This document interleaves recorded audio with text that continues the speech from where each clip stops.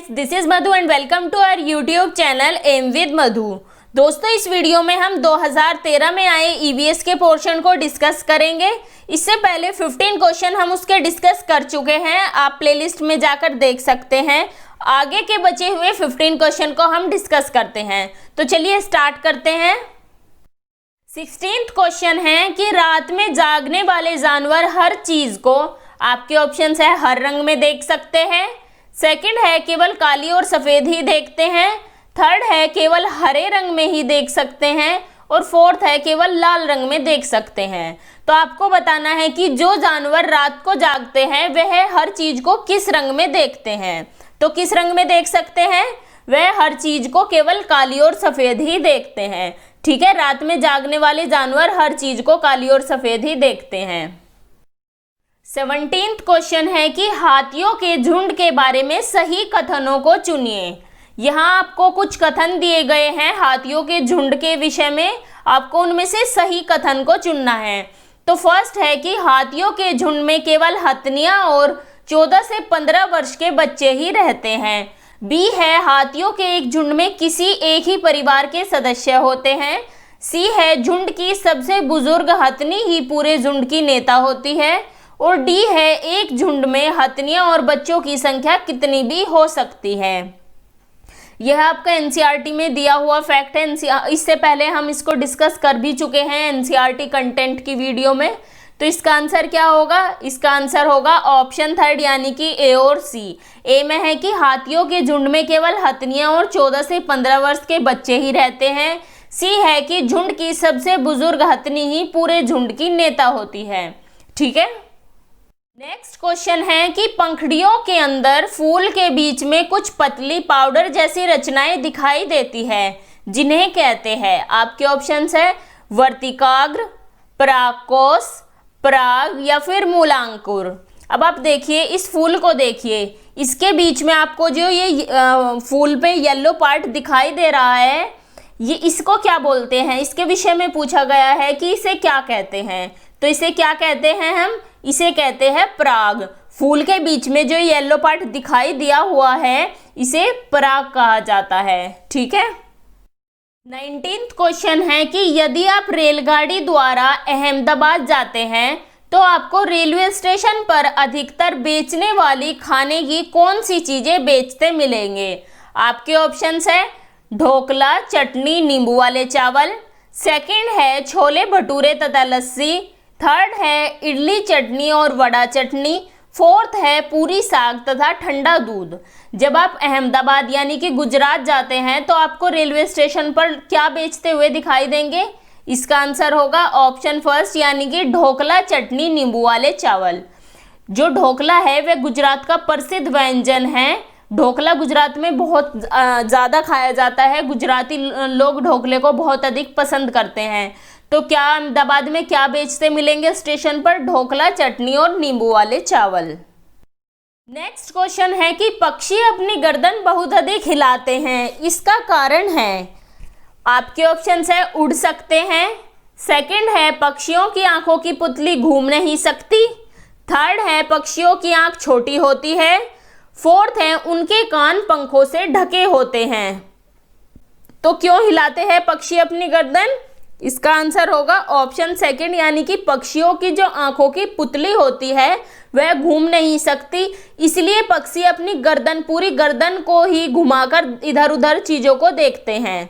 ठीक है, next question है निदान के पश्चात कोई डॉक्टर रोगी से यह कहता है कि उसके खून में हीमोग्लोबिन की कमी है, तो उस रोगी को आयरन की कमी को पूरा करने के लिए क्या क्या खाना चाहिए। आपके ऑप्शंस हैं आंवला, हरी पत्तेदार सब्जियां, गुड़। सेकंड है चावल, चीनी, आंवला। थर्ड है हरी पत्तेदार सब्जियां, गेहूं, संतरा। और फोर्थ है गुड़, नींबू, मटर। अगर किसी के ब्लड में आयरन की कमी हो जाती है, यानी कि हीमोग्लोबिन की कमी हो जाती है, तो उसे क्या क्या खाना चाहिए? उसे खाना चाहिए आंवला, हरी पत्तेदार सब्जियां और गुड़। नेक्स्ट क्वेश्चन है राष्ट्रीय पाठ्यचर्या की रूपरेखा 2005 प्राथमिक स्तर पर पर्यावरण अध्ययन शिक्षक का मुख्य उद्देश्य होना चाहिए। आपके ऑप्शन है स्वतंत्र रूप से प्रयोग करने की कुशलता अर्जित करना। सेकंड है विषय की आधारभूत संकल्पनाओं की आधारभूत समझ का विकास। थर्ड है विषय के आधारभूत सिद्धांतों को स्मरण करना। फोर्थ है कक्षा कक्षीय अधिगम को विद्यालय के बाहर के जीवन से जोड़ना। तो इसमें आपसे पूछा गया है कि जो एनसीएफ 2005 है उसके प्रमुख उद्देश्य पूछा गया है। तो अब देखिए ये एनसीएफ की एक कटिंग है, इसमें आप हाईलाइट देखिए ये क्या किया हुआ है कि ज्ञान को स्कूल के बाहर के जीवन से जोड़ना। इसमें एनसीएफ में 5 मुख्य सिद्धांत दिए हुए हैं। फर्स्ट है कि ज्ञान को स्कूल के बाहर के जीवन से जोड़ना। सेकंड है पढ़ाई रटंत प्रणाली से मुक्त हो। थर्ड है पाठ्यचर्या का इस तरह संवर्धन कि वह बच्चों को चहुमुखी विकास के अवसर मुहैया कराए। फोर्थ है परीक्षा को अपेक्षाकृत अधिक लचीला बनाना और कक्षा की गतिविधियों से जोड़ना। फिफ्थ है एक ऐसी अधिभावी पहचान का विकास जिसमें प्रजातांत्रिक राज्य व्यवस्था के अंतर्गत राष्ट्रीय चिंताएं समाहित हो। तो आप ये पांचों के पांचों पॉइंट याद रखेंगे। बाकी एनसीएफ का आपको एक अलग से वीडियो मिल जाएगा, एक अलग से वीडियो बनाएंगे एनसीएफ के ऊपर, उसमें आपको सभी पॉइंट्स जो भी इंपॉर्टेंट पॉइंट होंगे, क्योंकि एनसीएफ का क्वेश्चन काफ़ी बार पूछा जाता है सीटेट में, केवीएस में, कोई भी टीचिंग से रिलेटेड एग्जाम हो एनसीएफ का क्वेश्चन आपको देखने को मिलेगा ही मिलेगा। तो एनसीएफ पे एक अलग से वीडियो मिलेगी आपको। अब ये 5 पॉइंट आपको याद रखने हैं जो एनसीएफ की प्रमुख रिकमेंडेशन थी। तो इसमें क्या है कि ज्ञान को स्कूल के बाहर के जीवन से जोड़ना। अब आपसे पूछा है कि एनसीएफ 2005 का प्रमुख उद्देश्य होना चाहिए, तो इसका आंसर क्या होगा? कक्षा कक्षीय अधिगम को विद्यालय के बाहर के जीवन से जोड़ना। नेक्स्ट क्वेश्चन है निम्नलिखित में से कौन सा प्राथमिक स्तर पर पर्यावरण अध्ययन की पाठ्यचर्या की आवश्यकता के अनुरूप नहीं है? ऑप्शंस है उसे शिक्षार्थियों के मानसिक स्तर के अनुकूल होना चाहिए। सेकंड है उसे काम की दुनिया में प्रवेश के लिए शिक्षार्थियों को ज्ञान एवं कौशल से लैस करना चाहिए। थर्ड है उसे शिक्षार्थियों में पर्यावरण के सरोकार को उत्पन्न करना चाहिए। और फोर्थ है उसे शिक्षार्थियों को उन पद्धतियों और प्रक्रियाओं को अर्जित करने में शामिल रखना चाहिए जो नए ज्ञान को उत्पन्न करने में आगे ले जाए। तो इसमें आपसे पूछा है कि पर्यावरण अध्ययन की पाठ्यचर्या की आवश्यकता के अनुरूप नहीं है, ये नेगेटिव आंसर आपको इसमें सेलेक्ट करना है। तो इसका आंसर क्या होगा? इसका आंसर होगा ऑप्शन सेकंड, यानी कि उसे काम की दुनिया में प्रवेश के लिए शिक्षार्थियों को ज्ञान और कौशल से लैस करना चाहिए। नेक्स्ट क्वेश्चन है एनसीईआरटी की पाठ्यपुस्तकों में पर्यावरण अध्ययन को उच्च प्राथमिकता और स्थान दिया गया है। आपके ऑप्शंस है अधिक संख्या में अभ्यास प्रश्न को शामिल करने के लिए। सेकंड है विषय आधारभूत संकल्पनाओं की व्याख्या करने के लिए। थर्ड है चिंतन और विस्मय के लिए शिक्षार्थियों को अवसर उपलब्ध कराने के लिए। फोर्थ है तकनीकी शब्दावली की सटीक परिभाषाएं उपलब्ध कराने के लिए। इसमें आपको बताना है कि जो एनसीईआरटी की बुक्स है उसमें पर्यावरण अध्ययन को उच्च प्राथमिकता और स्थान क्यों दिया गया है। तो इसका आंसर होगा ऑप्शन थर्ड, यानी कि चिंतन और विस्मय के लिए शिक्षार्थियों को अवसर उपलब्ध कराने के लिए। नेक्स्ट क्वेश्चन है पर्यावरण अध्ययन की पाठ्यपुस्तकों में कविताओं और कहानियों को शामिल करने का निम्नलिखित में से कौन सा उद्देश्य नहीं है? आपके ऑप्शन है शिक्षार्थियों में कल्पनाशीलता और सृजनात्मक योग्यता को बढ़ावा देना।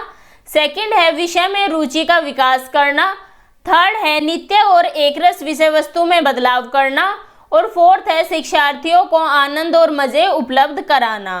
तो इसमें आपको बताना है कि जो पर्यावरण अध्ययन की बुक्स है उसमें कविताएं और कहानियों को शामिल करने का उद्देश्य नहीं है। इसमें आपसे पूछा गया है कि उद्देश्य नहीं है।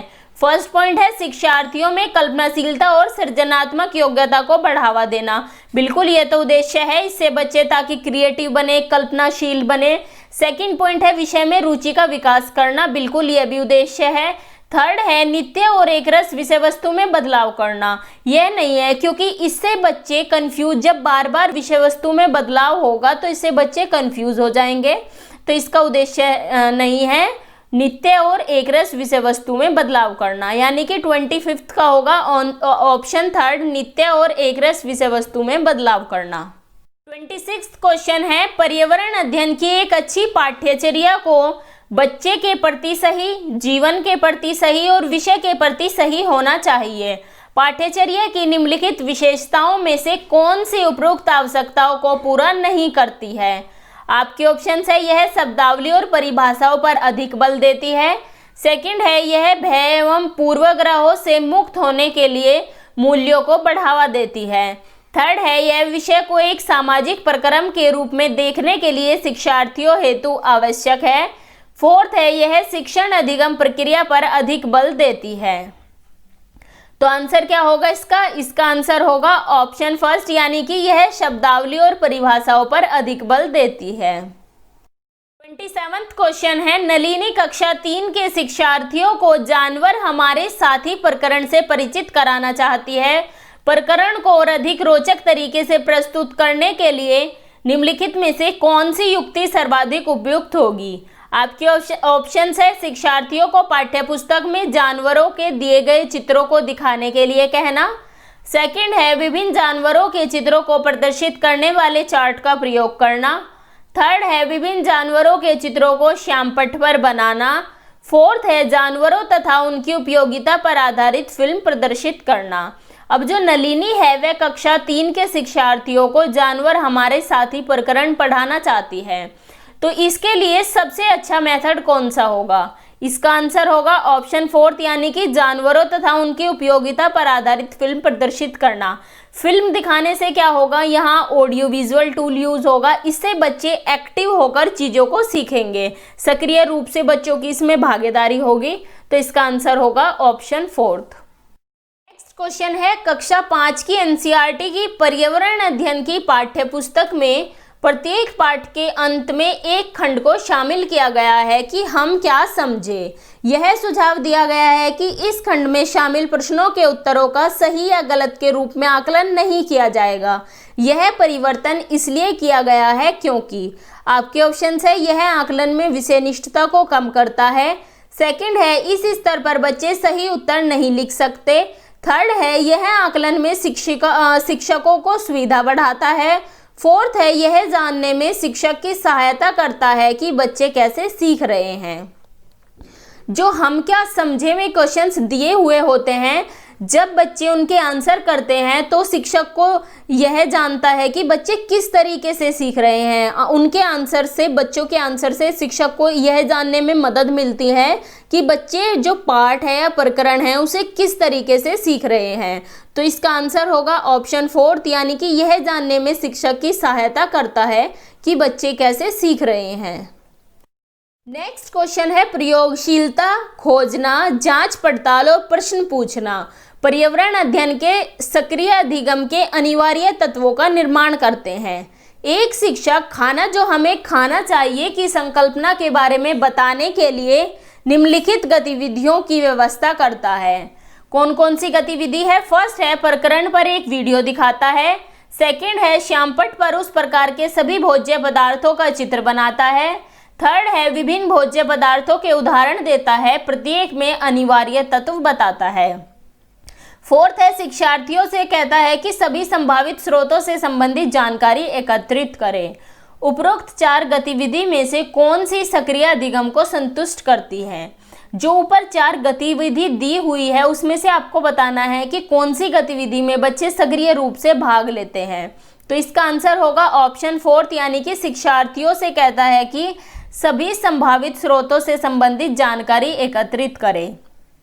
जब बच्चे खुद से जानकारी को एकत्रित करेंगे तो वह इसमें एक्टिव रूप से पार्टिसिपेट करेंगे, यानी कि सक्रिय अधिगम होगा उनका, सक्रिय रूप से इसमें पार्टिसिपेट करेंगे। ठीक है, तो 29 का होगा ऑप्शन फोर्थ, यानी कि शिक्षार्थियों से कहता है कि सभी संभावित स्रोतों से संबंधित जानकारी एकत्रित करें। नेक्स्ट क्वेश्चन है कि कक्षा 4 के शिक्षार्थियों को हवा सब जगह है प्रकरण पढ़ाते समय गीतिका निम्नलिखित गतिविधियों को करने की योजना बनाती है। निम्न प्रस्तावित गतिविधियों में से कौन सा प्रकरण को प्रभावी तरीके से पढ़ाने के लिए सार्थक नहीं है? तो आपके ऑप्शन है, प्रकरण से संबंधित प्रश्न पूछना। सेकंड है, शिक्षार्थियों को क्षेत्र भ्रमण पर ले जाना। थर्ड है, विशिष्ट उदाहरणों से संकल्पना की व्याख्या करना। फोर्थ है, संकल्पना को समझने के लिए मल्टीमीडिया कैप्सूल का प्रयोग।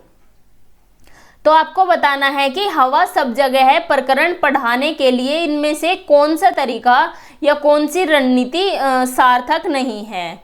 तो इसका आंसर होगा ऑप्शन सेकंड, यानी कि शिक्षार्थियों को क्षेत्र भ्रमण पर ले जाना। क्योंकि यदि जो शिक्षक है वह विद्यार्थियों को क्षेत्र भ्रमण पर ले ही गया तो इससे बच्चे क्या हवा को देख पाएंगे? फील ही तो कर सकते हैं, वे हवा को देख थोड़ा ही ना सकते हैं। तो इसका शिक्षक को करना चाहिए कि वह प्रकरण पढ़ाते समय ही बच्चों से प्रश्न पूछे, उन्हें कुछ उदाहरण दे। मल्टीमीडिया टूल्स का यूज भी शिक्षक कर सकता है। तो इसका आंसर होगा ऑप्शन सेकंड, यानी कि शिक्षार्थियों को क्षेत्र भ्रमण पर ले जाना। यह सार्थक नहीं है।